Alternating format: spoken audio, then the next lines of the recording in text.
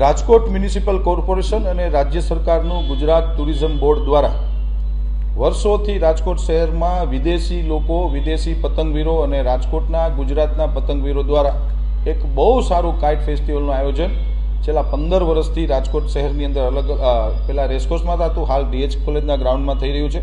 આપના માધ્યમથી રાજકોટના સૌ નગરજનોને હું આમંત્રણ પણ આપું છું કે આ પતંગ મહોત્સવની અંદર આપ સૌ પરિવાર સાથે, ખાસ કરીને બાળકોને લઈને 10મી તારીખે 10મી જાન્યુઆરીએ આ કાર્યક્રમની અંદર આપ સૌ આવો અને જે વિદેશથી જો લોકો અને ભારતીય, ખાસ કરીને અમદાવાદ અને રાજકોટના પણ ઘણા બધા પતંગવીરો આની અંદર ભાગ લેવાના છે।